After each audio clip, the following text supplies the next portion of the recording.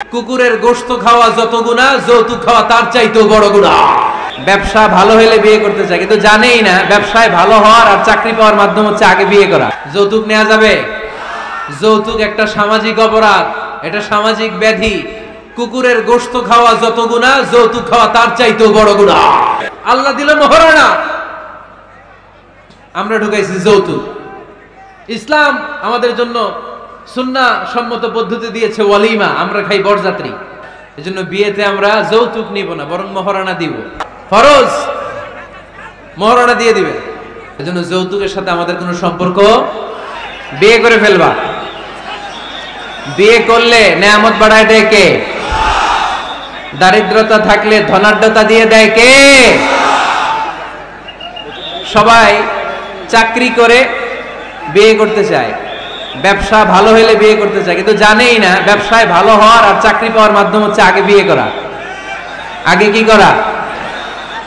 স্বাধীনতার স্থপতি বঙ্গবন্ধু শেখ মুজিবুর রহমান 18 বছর বয়সে বিয়ে করছে। কত বছর বয়সে? এক বর্ণনা দেখলাম 14, আর এক বর্ণনা দেখলাম 18। কাজী নজরুল ইসলাম অল্প বয়সে বিয়ে করছে। মহাত্মা গান্ধী অল্প বছর বয়সে বিয়ে করছে। শেক্সপিয়ার ছোট থাকতে বিয়ে করে ফেলছে। তো এরা এই যে আগে বিয়ে করছে, এদের সফল হইতে কোনো সমস্যা হয়েছে? কথা বলেন না কেন? বঙ্গবন্ধু শেখ মুজিবুর রহমান উনি কি সফল রাষ্ট্রনায়ক নন? কাজী নজরুল ইসলাম সফল কবি নন? তো এদের আগে বিয়ে করা তো এদের সফলতা ঠেকায় রাখতে পারে নাই। এরা আগে বিয়ে করে সফল হয়েছে, কিন্তু আমরা সফল হয়ে তারপরে বিয়ের পিড়িতে বসতে চাই, ঠিক কিনা? ঝামেলাটা এইখানে। এজন্য ছেলের বাবা, মেয়ের বাবা, সবাইকে বলি, ছেলে মেয়ে প্রাপ্তবয়স্ক যদি হয়, ছেলের জন্য উপযুক্ত মেয়ে পাওয়া গেলে, ভালো মেয়ে পাওয়া গেলে দিনদার, আর মেয়ের জন্য ভালো পাত্র পাওয়া গেলে বিয়ে দিয়ে দিবেন।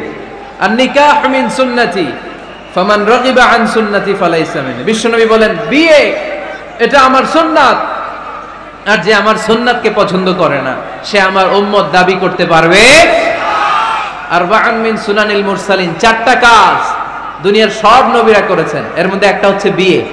সুবহানাল্লাহ পড়বেন না? এজন্য বিয়ে করবেন সম্মানিত ভাইরা, বিয়েতে বরকত। যারা বিয়ে করে নাই তাদের ঈমানের অর্ধেক অপূর্ণাঙ্গ। বিয়ে করলে ঈমানটাকে পরিপূর্ণ করে দেয় কে? আমাদের আদি পিতা আদম আলাইহিস সালাম, আদিমাতা হাওয়া আলাইহিস সালাম, এরা হচ্ছেন পৃথিবীর প্রথম দম্পতি, the first couple in the world। পৃথিবীর সর্বপ্রথম দম্পতির নাম হচ্ছে আদম আর হাওয়া। জান্নাতে ওনাদের বিয়ে পড়াই দিয়েছিলেন কে? তার মানে বিয়ের সম্পর্কটা এটা জান্নাতি সম্পর্ক, এটা একটা চমৎকার সম্পর্ক। এজন্য এই দাম্পত্য জীবন, আমাদের এই সামাজিক জীবনের প্রভাব অনেক বেশি।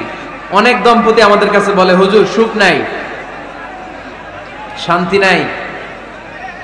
স্ত্রী এসে বলে, হুজুর আমার হাজবেন্ড আমাকে পছন্দ করে না, পরকিয়া করে। এই পরকিয়ার ভাইরাস বাংলাদেশে আছে না নাই? আবার অনেক হাজবেন্ড এসে বলে, আমার স্ত্রীর এই সমস্যা। তো এগুলো সমাজের সবচেয়ে বড় সমস্যা, ঘাতক ব্যাধির চেয়েও বড় ব্যাধি। এগুলো নিয়ে কেউ মুখ খোলে না, কথা বলে না। ফলে দাম্পত্য জীবনের কলহ এটা দুর্বিষহ হয়ে ওঠে।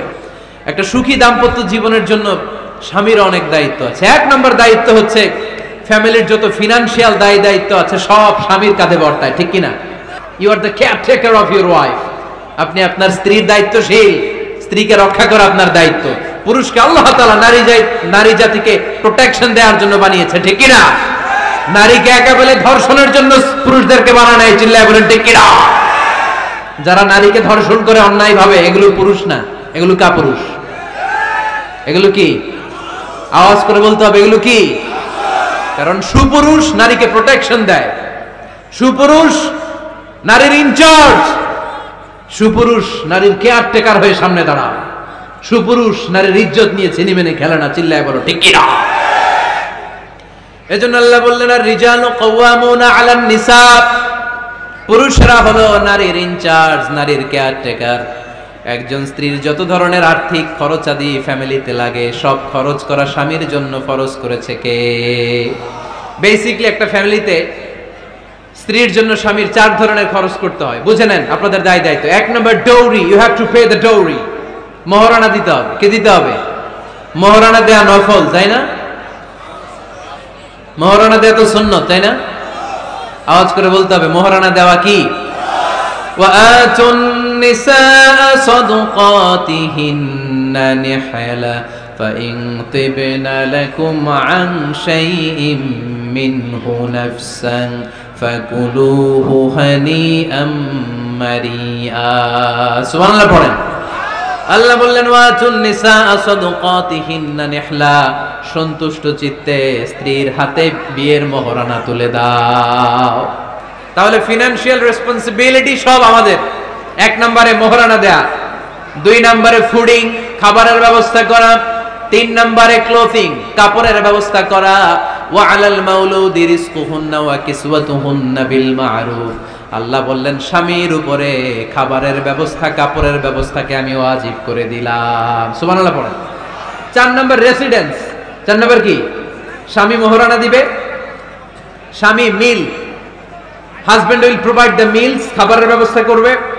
তিন নম্বর husband will provide the costume, পোশাকের ব্যবস্থা করবে, and as well as he will provide the residence for his wife. তার স্ত্রীর জন্য রেসিডেন্সিয়াল একটা এরিয়া করে দিবে।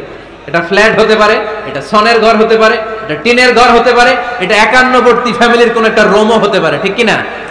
এজন্য আল্লাহ বললেন আসকিনুহুন্না মিন হাইসু সাকাতুম মিন ওয়াজদিকুম, তোমরা তোমাদের সামর্থ্যের মধ্যে থেকে স্ত্রীর জন্য একটা আবাসিক ব্যবস্থা আয়োজন করে দাও। বলেন সুবহানাল্লাহ। রেসিডেন্স, আবাসিক একটা ব্যবস্থা করে দিতে হবে। তাহলে এই চারটা ফিনান্সিয়াল দায়িত্ব আল্লাহ কি নারীকে দিয়েছে না পুরুষকে? আওয়াজ করে বলতে হবে, নারীকে না পুরুষকে?